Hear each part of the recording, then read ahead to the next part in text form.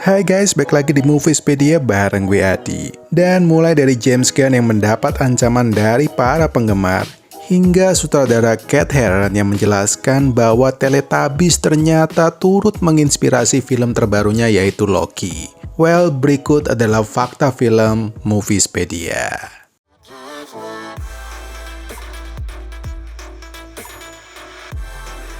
Nomor 1, James Gunn mendapat ancaman. Sutradara James Gunn yang sebelumnya didukung oleh para penggemar DC saat ia ditunjuk untuk menyutradarai film Suicide Squad, kini justru harus menerima ancaman dari para fans setiap hari secara online guys. Dalam cuitan di akun Twitternya, terungkap bahwa ancaman dari para fans DC ini terjadi karena James Gunn sendiri dikhawatirkan bakal menghabisi sejumlah karakter guys. Well, dugaan para penggemar ini bukan tanpa alasan ya guys, mengingat beberapa waktu lalu James Gunn sempat berbicara dalam sejumlah wawancara tentang apa yang bakal terjadi dalam film The Suicide Squad. Nah, salah satu yang menjadi perhatian dari penggemar DC adalah ketika James Gunn menjelaskan banyak karakter dalam film ini yang kemungkinan bakal dibunuh guys. Well, dengan pernyataan Warner Bros sebelumnya yang juga menegaskan bahwa mereka bakal menyerahkan sepenuhnya proses kreatif film Suicide Squad kepada James Gunn dan gak bakal ikut campur, maka dikhawatirkan James Gunn bakalan benar-benar menghilangkan karakter favorit seperti misalnya Harley Quinn. Nah, James Gunn sendiri belum mengeluarkan bantahan maupun mengiyakan rumor yang beredar. Hanya saja baru-baru ini ia kedapatan membagikan sebuah artikel internet yang menuliskan teori bahwa 7 karakter antihero di film Suicide Squad bakalan tewas.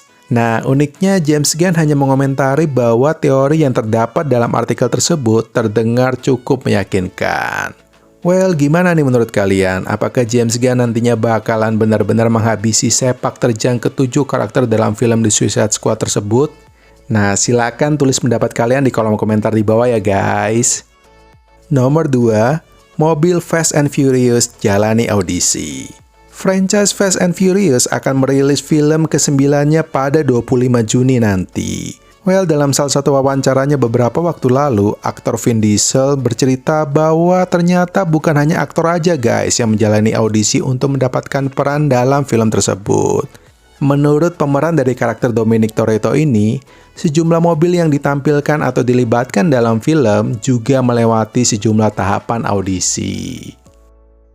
Vin Diesel mengatakan bahwa salah satu kriteria mobil yang bakal lulus audisi dan dimunculkan adalah yang harus sesuai dengan karakter dan juga kepribadian para aktornya guys.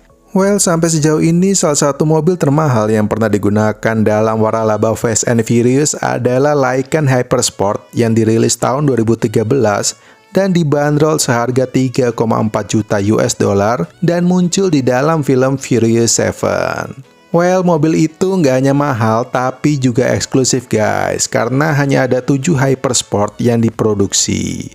Nah, sayangnya Vin Diesel dalam wawancara nggak memberikan gambaran atau bocoran soal apa sih mobil langka dan juga mahal yang bakal muncul dalam Fast and Furious yang ke-9 kali ini.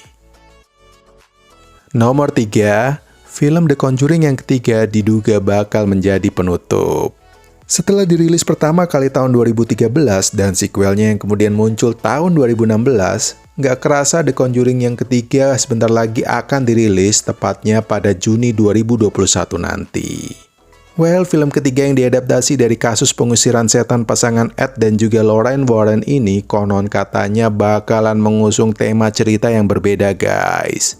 Sutradara Michael Havez pun mengonfirmasi hal ini, bahwa setelah kedua pasangan ini tetap kompak dan selamat dari 2 film sebelumnya, maka pada film ketiga kali ini teror setan yang dihadapi kemungkinan bakalan lebih gelap dan akan menguji kekuatan cinta antara Ed dan juga Lorraine. Menurut Michael, dalam film yang ketiga kali ini, Ed dan juga Lorraine bakalan diuji, yaitu apakah mereka mampu menyelamatkan nyawa mereka dan juga korbannya, ataukah justru berakhir tragis dengan kematian seluruh karakternya guys. Well, kalau melihat trailernya sih memang ada indikasi bahwa Lorraine bakalan ditampilkan semakin berpengalaman dan juga lebih kuat dalam mengusir setan, Meskipun di sisi lain juga muncul kekhawatiran bahwa Lauren sangat takut dengan nyawa Ed yang bakal direnggut oleh iblis. Nah, sebagai informasi aja nih buat kalian, bahwa karakter asli dari Edward Warren telah meninggal pada tahun 2006 lalu, sedangkan Lauren telah meninggal pada 2019 lalu. So, meskipun kedua pasangan tersebut meninggal tanpa ada hubungan dengan kasus supranatural yang mereka tangani, namun muncul dugaan bahwa film ini pun bakalan menjadi petualangan terakhir dan sekaligus penghormatan bagi keduanya. Aktris Vera Farmiga yang memerankan karakter Lauren Warren pun mengungkapkan bahwa film ini lebih menonjolkan pesan cinta daripada horornya, guys. Nomor 4, film Loki yang terinspirasi dari Teletubbies. Netizen baru-baru ini dihebohkan dengan pernyataan sutradara dari film Dewa Nakal Loki, yaitu Kate Herron. Dalam salah satu wawancaranya, Herron menjelaskan bahwa film Loki yang bakalan dirilis pada bulan Juni nanti ternyata terinspirasi dari 3 karya film populer, yaitu Blade Runner, kemudian Mad Men, dan yang terakhir Teletubbies, guys. Well, para penggemar pun penasaran soal elemen apa yang kira-kira akan diadaptasi oleh film Loki dari serial anak-anak Teletubbies.